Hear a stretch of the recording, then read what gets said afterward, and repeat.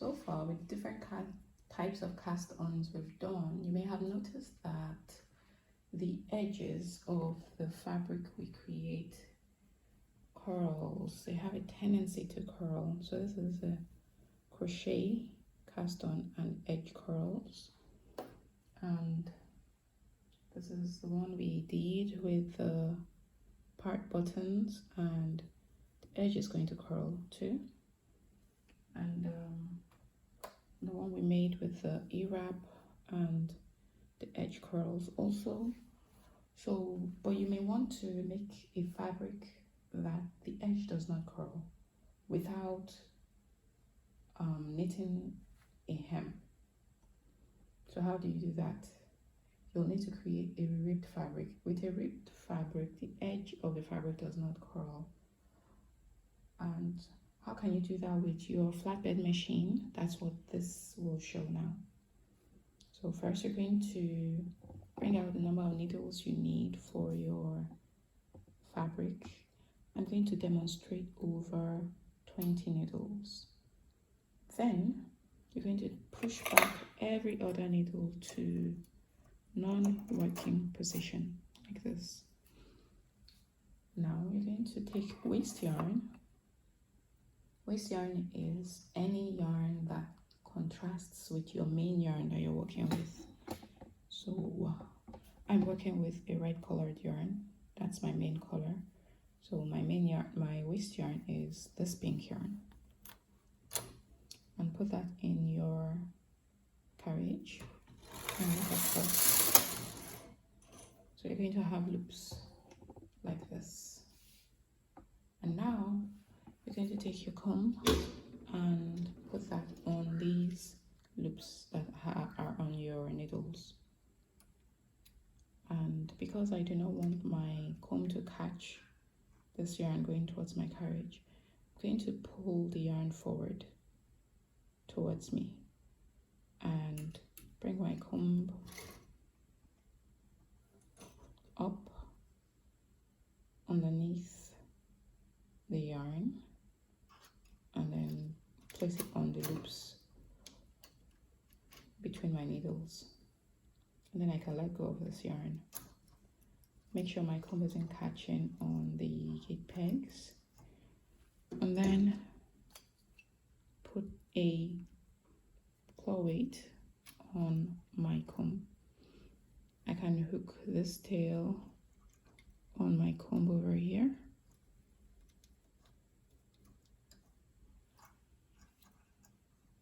And now knit a few more rows. So I'll knit 5 more rows. 1, 2, 3, 4, 5.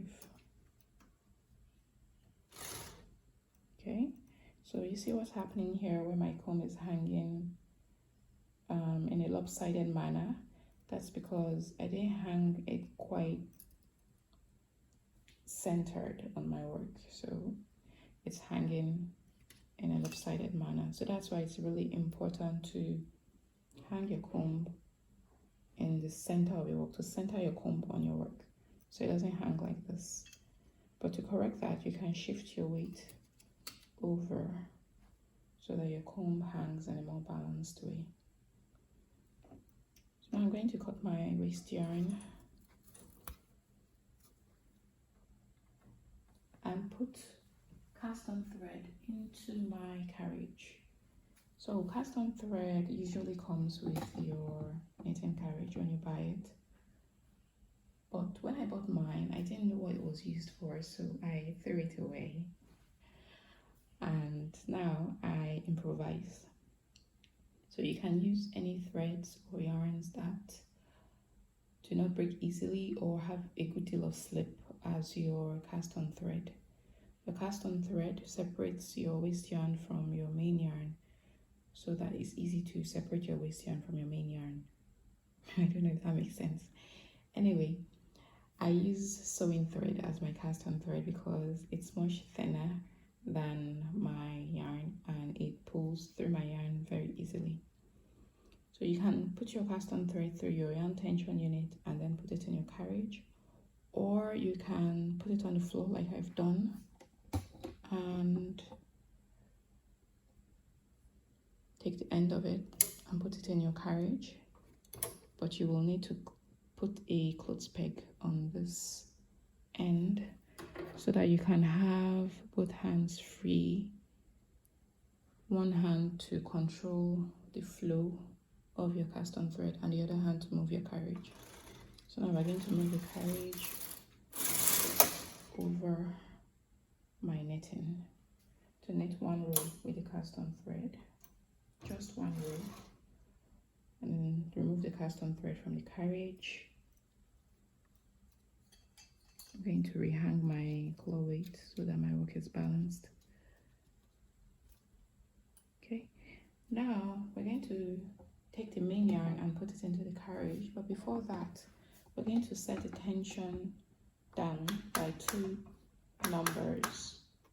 So my main tension was 6 and I've set it down to 4, and then take your main yarn and put that into your carriage and knit 3 rows. So 1, 2, 3. Then set your tension back to your main tension and bring forward all of these needles that were at A position and knit the number of rows you require for your rib. For this demonstration, I'm going to knit 10 rows. 1, 2, 3, 4, 5, 6, 7, 8, 9, 10.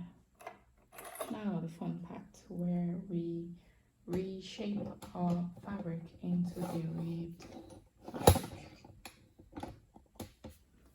Right now it's just a sample of plain fabric, so all we need to do is reshape it.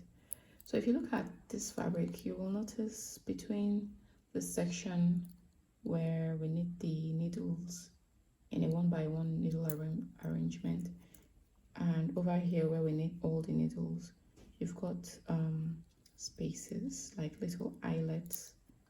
So we're going to take the needles that align with those eyelets off. So this needle here, the second one, is the one that was knit on top of this eyelet. So we're going to push that needle forward until the stitch falls behind the latch, and then we're going to pull it back. Sorry, push it forward until the stitch falls behind the latch, then pull it back until the stitch falls off the needle, and now unravel this, unravel it, okay? And then we're going to come down here and take the first loop here, it's called the sinker loop, and skip over the next 2 loops and catch the third loop. Push your latch tool up until this first loop falls behind the latch and pull the third loop through the first loop like this. And this is what you're going to repeat all the way up. So you're going to put your lash tool into the next loop and push it up until this first one falls behind the latch, and then pull this one through the previous loop. So it's like you are crocheting each successive loop through the previous loop.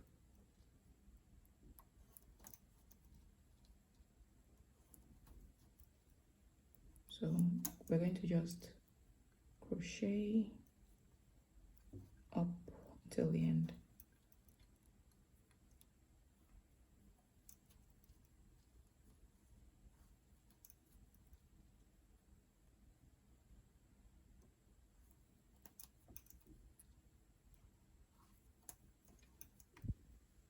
And when we do the last one, you're going to take your lash tool and place it on the empty needle. Push forward until the stitch falls behind the lash tool. Place it on the empty needle and then pull the needle forward until the stitch falls onto it. So you've completed one reform. and we're going to repeat this for the next column of stitches that is over an eyelet. So this one here, right here. So basically you skip the next one and drop the next stitch. So push forward until the stitch falls behind the latch, then pull back until the stitch drops off the needle, then unravel, then you're going to put your hook in the sinker loop, catch the sinker loop, and skip the next 2 loops and catch the third one and pull that through the previous loop and crochet your way up.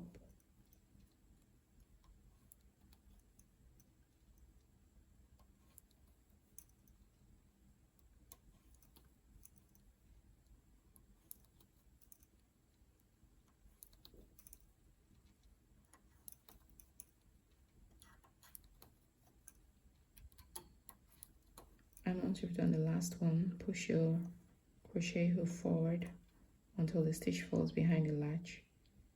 Put the latch tool on your needle and pull forward until the stitch falls onto the needle on the knitting bed.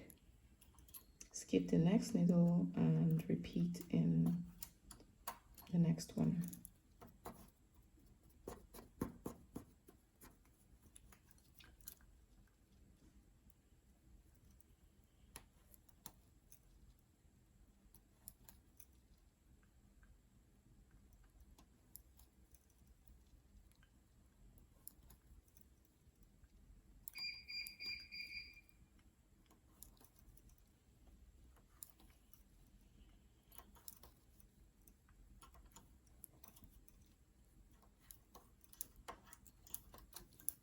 So we're going to repeat like this until you get to the very end. It's a bit tedious without the ribbon attachment, but it can be done. You can have beautiful ribbed fabric even with your flatbed knitting machine. You just need to have a lot of patience.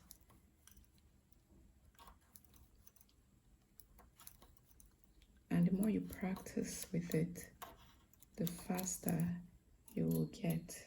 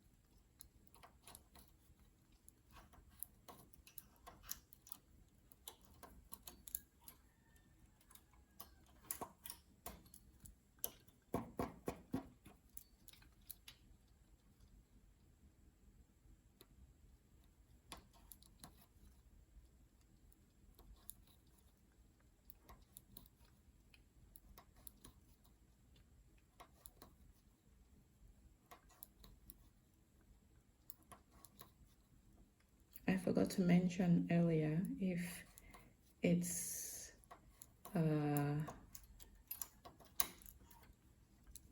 looking repetitive to you, you can skip ahead to the end and watch what you do at the end when you finished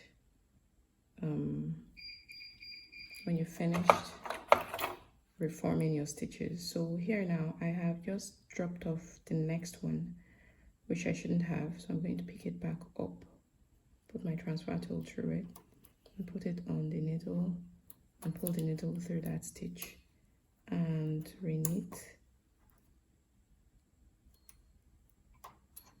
Okay, I should have done the next one after that.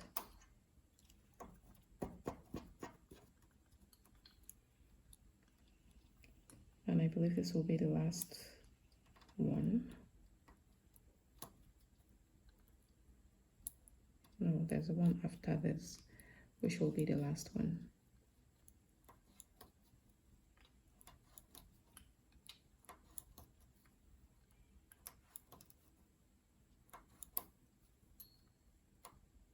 Okay, so you have to make sure you actually get each loop crocheted through.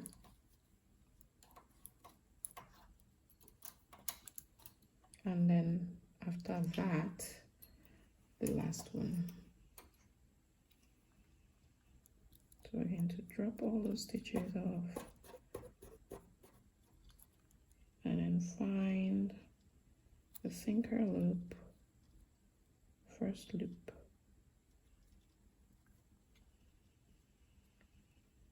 The last one is usually the most difficult one. And then we're going to skip over 2 loops, 1, 2, and get the third loop.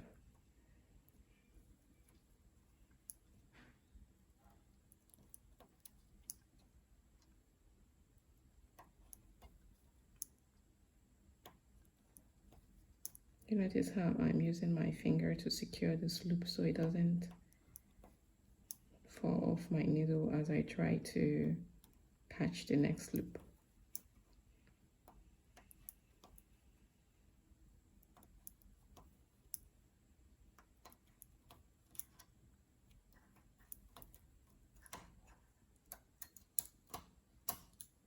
Great, we are done. Now I can take my cloth off and I'm going to break my yarn. If you need to see how to finish off this edge, you can skip ahead to the bind off or cast off videos. I knit across to take my work off. So this is my 1x1 rib, and I'm going to remove my comb.